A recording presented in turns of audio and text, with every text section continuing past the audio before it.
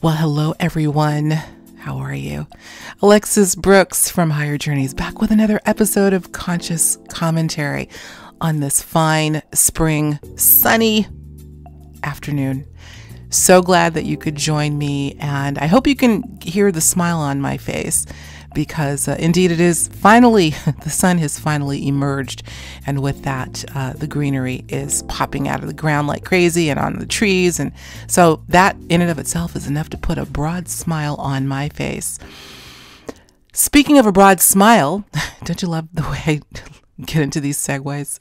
Speaking of a broad smile, I am clearly grinning from ear to ear as I am, knock on wood, just about to wrap up what has been close to 6 months of narration, production, and mastering on a book that I'm going to share with you today called Meet the Hybrids.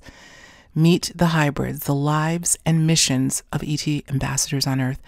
I was so privileged and honored to be asked to be the narrator for what will soon be an audiobook that will be available on Audible to all of you.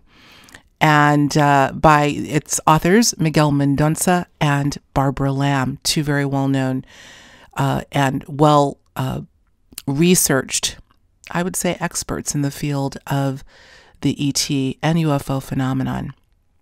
Meet the Hybrids has done quite well. I believe it was released at the end of 2015 or 16. It's been on the market for a couple of years, and Miguel had been telling me, come on, Alexis, you got to do this for us. People are really chomping at the bit to have this out in audiobook. So I am so happy to say, at long last, this was a big project. The biggest audiobook that I have done. As some of you may know, I am, I guess you could call it my partial day job, a professional voiceover artist. I've been doing it for years, and I do enjoy it immensely. But this one was a doozy, guys, I got to tell you.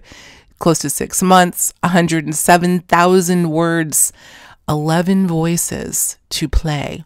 It's kind of like acting. 11 voices, including who many of you know, Grant Cameron wrote the foreword to this book. Quite a compelling foreword. He packed quite a wallop in his preface leading up to interviewing. This is about the interviewing of 8 individuals who believe themselves to be human ET hybrids. Big sigh there. Not big sigh, but big pause, because of course there, even in the Higher Journeys audience, folks that will say, really? Hybrids? What is this all about? Did I ask that question myself? I mean, you've got to think about what we're talking about here. The idea that we are walking among perhaps scores of individuals, who knows how many individuals, that may in fact may not be 100% Homo sapien sapien. Now, obviously, there are a lot of people who feel that maybe we're all hybrids on some level. I don't know. But these are individuals who, we're going to get into this a little bit, because this is what we're talking about today. We're going to talk about this experience of my narrating Meet the Hybrids today and some of the things that were brought to light for me. But these particular individuals give such a broad scope of their own entry point into this reality of their understanding that they are indeed part human, part ET, and how it has affected their lives. Loads of mind-stretching, heart-wrenching, but inspirational stories, I have to say. You know, 6 months of immersing myself in this subject matter through the reading, the studying, the rehearsing, the producing of this book. And I probably at this point read it close to a dozen times in its entirety just to get through the process. You can't help but be affected by what you're reading. And not to mention the fact that as I am narrating or voicing these individuals, each very different personalities, different geographical areas, different cultures, they come from all over. How can it not strike you? So I wanted to share a little bit of, give a little bit of the inside scoop on how this affected me, and really just kind of give you a thumbnail of, how can I give just a thumbnail of 107,000 words. It's a fairly sizable book. I'm anticipating this is probably going to be a good 7-8 hour audiobook for y'all to take your time and go through. I think you're really going to enjoy it. For those who have not read the book, for those that have, I do hope that you'll partake and grab a copy when it's out. We'll be sure to let you know when it's available on Audible. But let's talk a little bit about these hybrids. I'm not going to name all of them. In fact, I think you can go to Meet the Hybrids. I think it's meetthehybrids.com. We'll make sure to have a link in the post portion of this podcast so you can learn a little bit more about the individuals that I had the privilege of playing.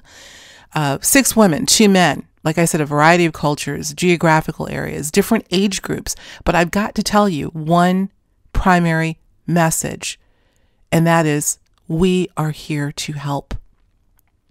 The way they express wanting to be of help and of service is varied, of course, but there are common thread. There is a common thread, a common theme, I should say, throughout their message and their stories, and that is that they feel, as many of us do, that they came here in this state with a specific purpose, to be of help to mankind, whether it's helping others realize that perhaps they too are hybridized, or maybe it's, I don't know, my gosh, you would think after reading it about a half a dozen times, I could probably quote verbatim. Well, I can't, because it's just so much information, but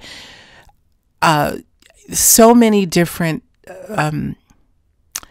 messages that came out from these individual hybrids about how they wanted to be of service. Some are involved in hands-on healing or even remote healing, Reiki, of course. Some have sort of developed their own protocols for healing. It really, a lot of this seems to be about wanting to be of service for emotional and in some cases physical healing of others, of the planet. The subtitle, as I said, is The Lives and Missions of ET Ambassadors on Earth. And they do feel themselves, I don't know that they call themselves that, but they do feel that they are here to bring forth a message to the masses. You know, implicit of many, there were 8 of them, some of the stories of the hybrids, talking about their own feeling about themselves in a world that seems so alien to them. There was as much enthusiasm, well, I should say there was as much frustration with the state of affairs of this planet as there was exuberance in the prospect of seeing a better world, and their being here to help usher that in. A couple of them, I'm not going to mention names, you'll hear about all of it when you get into the book, but a couple of them, one in particular, though she knows that she's here for a mission as a hybrid, admitted, you know, I'm ready to go anytime, because this is just we live in a mad world. We live in a mad world. And she, I think, had contemplated taking her own life on a couple of occasions. So when I say heart-wrenching as well as mind-stretching, I certainly mean it. In terms of how, now let me set this up for you. The way Miguel and Barbara organize the book is fantastic, because it's a series of questions that are posed to each of the hybrids. They generally follow a similar format. Questions like, how did you learn you were a hybrid? What is your conceptualization of God? What is your take on the takeover thesis? That's something that many of us in the ufology field are familiar with. What would you like to share with other hybrids? Some of the questions are personalized to the individual that they're talking to, but in that format, you get so many individual and emotionally charged accounts. There's one that stands out to me. There are obviously quite a few, but one in particular this isn't just the account of this particular hybrid. Her name is Charmaine, and she, in addition to the chapter based on her experience, she did a regression with Barbara Lamb, the book's the co-author, Barbara Lamb, who I'm sure many of you are familiar with her great work as a hypnotherapist. Essentially, the transcript from the session of Charmaine being in regression was also a part of the book. And I have to tell you that to record that, it was disturbing, first of all, because this is, obviously how she came to understand the impetus and the context for which she realized that she was a hybrid. Part of that process was going through the regression with Barbara. But what was revealed in that regression, needless to say, was disturbing. And I will caution those of you who plan on picking up this audiobook to brace yourself. And I have to tell you, recording it was one thing, but when I listened to, going through the final production and got to listen to it uninterrupted, I was really moved and disturbed, and also just cheering her on, because the level of tenacity and resilience and courage that it had to have taken for Charmaine to get through this is enormous. I was moved to tears in listening, and of course it was me doing the talking, but I had to become Charmaine in that regression. And again, I'm not going to spill the beans. I need you to take this in when you get the audiobook and read it or listen to it in proper context. I don't want to be a spoiler on that, but I will tell you that some of the things that these hybrids have been through, regardless of what you think they are, the accounts and the testimony that they share, there are some that are very uplifting. There are quite a few that are deeply disturbing. And when I say disturbing, I'm talking about covert, militarized programs. We talk about the secret space program and other covert ops that are taking place. Well, guess what? Some of these hybrids have a bit to share on that. It's not overwhelmingly about that. In fact, this book is not overwhelmingly about the malevolent ET aspect or military aspect. Quite the opposite. In fact, it is about the benevolence of many of the species that have been a part of these hybrids' lives. But there's a good dose of the sobering side of this as well. And for that, you can only imagine having to go through this so many times. It got overwhelming recording this and really having to pour myself into the character of these people, even though this wasn't fiction at all. But I had to become each of these hybrids in addition to Grant Cameron. I can't wait. I'm actually going to see Grant Cameron in June at Contact in the Desert. We're going to talk about that a little bit later, but I can't wait to say, guess what, Grant? I got to play you. He's going to say, what? He wrote a great foreword, by the way, to the book. Okay, I digress a little bit. So speaking of this whole idea of benevolence versus malevolence in terms of the quote ET agenda, and once again, it seems inevitable that so many people want to paint the ET phenomena with a broad brush, with a broad stroke, or with a singular stroke, when, and I'm not going to mention any names, but there are individuals out there in this area of work who have taken an either or approach. They're either all bad or all good. I happen to think that there's a great deal of all of the above. I think it's very complex, multi-layered. You hear me say that a lot, but I think it's true. And so that is addressed in this book up front, as a matter of fact, in terms of some individuals who have taken they're all bad approach to their work, and how most, if not all, of the hybrids railed against that idea that, conversely, their interactions with the variety of species that they believe themselves to be of, that they eventually learned themselves to be, part non-human themselves, felt these entities to be quite benevolent. That's their experience. That's not to say that they rail against some of the species being less than benevolent, let's just say, but they don't take that either or approach.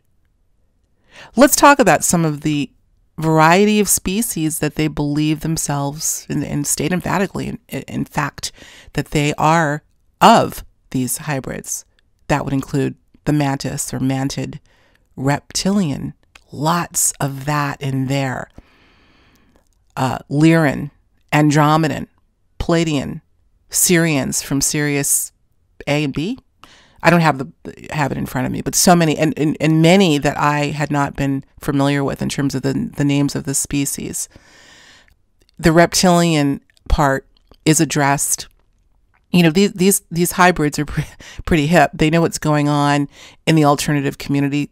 Some of them are a part of it in terms of following some of the researchers in the field, including the David Icks and the Stephen Greers and the people that are deep into this research, particularly in the ufology area, and the whole stigma that's gone along with the assuming there is such a thing as a reptilian being as it's been described, and they themselves saying, well, heck, I have reptilian DNA as part of my hybridization, and I'm telling you they're not all bad. This is extraordinarily controversial.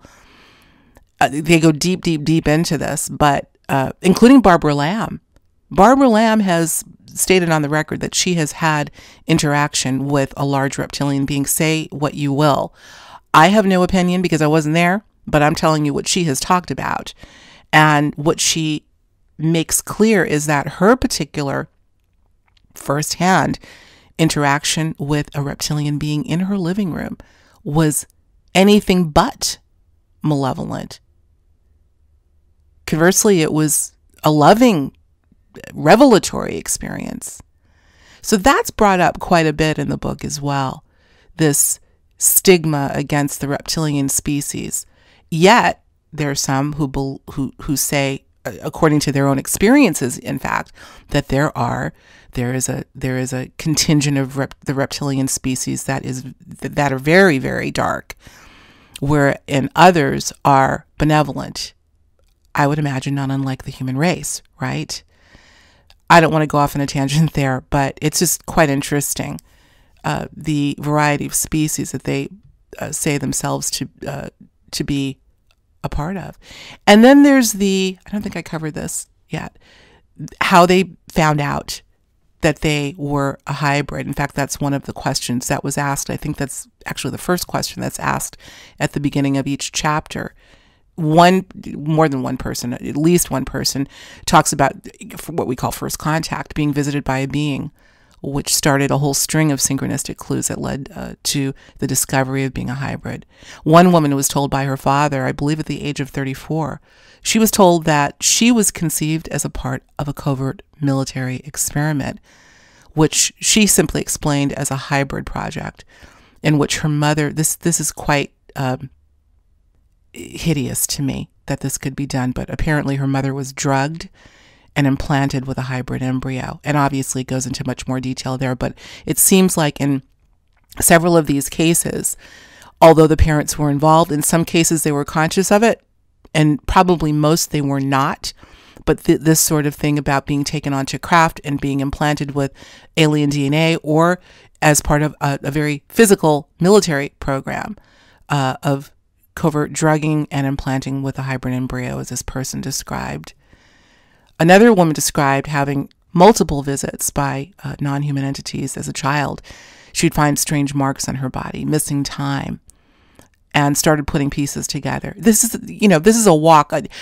I don't think there's one instance, perhaps with the exception of the woman who was told by her father, and I believe it was just before the father passed away. He felt like he needed to come clean and let her know who she really was.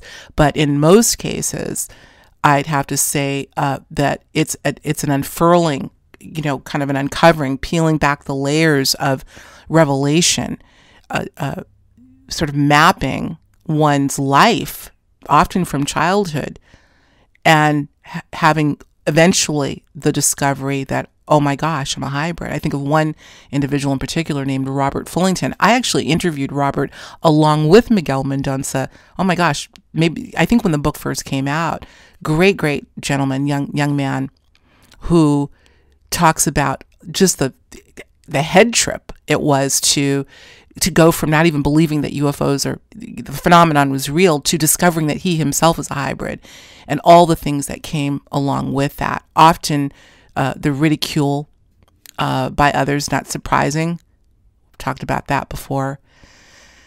Feeling clearly alien, that I think most of them said, I just knew as a child that I was not like others. I had no context to put that in, but I just knew. And then, of course, this comes along with layers and layers of experiences that are completely anomalous. And it's a puzzle, putting puzzle pieces together. It's a dot connecting exercise for some of them. Other things, one of the questions that was asked is, do you have physiological differences that would be apparent? And the answer with quite a few of them was yes, including chronic health issues, being double jointed, moving in different ways. And again, I think in several cases, hybrids speak about their shapeshifting and triggers for shapeshifting involuntarily, including high levels of emotion, can cause one's eyes to shift. I've heard this before, by the way. I've had people talk to me. They didn't necessarily call themselves hybrid, or in some cases they were telling me about them witnessing an individual literally. We use the term shape-shifting rather loosely, but some aspect of their physiology changes right in front of somebody else's eyes. So that's covered. I'm trying to think if there's anything else I want to bring up here. I don't want to give away too much of it because it's just a fantastic allegory of these very, very beautiful individuals. I have to say, I was so touched by, despite all that they have withstood and are still withstanding, I would imagine, in being so, quote, different, how their mission, how they are unrelenting in their mission, and they know now they have an understanding of why they are here and what they are to do, and the level of exuberance in the projects, including doing this book project. I think it was a saving grace for quite a few of them, just to be involved in this and to fellowship with other so-called hybrids. In some cases may have saved lives. These individuals have gone through a lot, but the beauty and in some of the stories that they tell is also present. So, okay, I think I've dropped enough of that for now. Just wanted to let you know. Again, I want to thank Miguel Mendonca and Barbara Lamb for giving me the honor and the privilege of narrating this fine book, and I'm just so excited to get it completely wrapped up. And I promise I will let you know. We'll be doing some fun things around it. Maybe bring in a couple of the hybrids, play some clips, and get you acclimated to the book even more. It's still, like I said, doing quite well because it's an incredible piece of work. And hats off to both Miguel and Barbara in just putting together something so incredibly thorough and intelligent and revealing. So stay tuned. I would imagine we will have, I've got to leave it up to Audible, but I believe it should be out before the season's over, before spring's over, God willing. So that's that. Hey, listen, I think I had mentioned Contact in the Desert, so I'm going to give them a little plug because we're going to be out there. Join me for the 6th annual Contact in the Desert, June 1st through the 4th at the Renaissance Indian Wells Resort and Spa. Okay, let me take the broadcast voice off. Actually, I was also asked to do a commercial for them, so that's out there in the ether somewhere. That's out there in the broadcast world somewhere.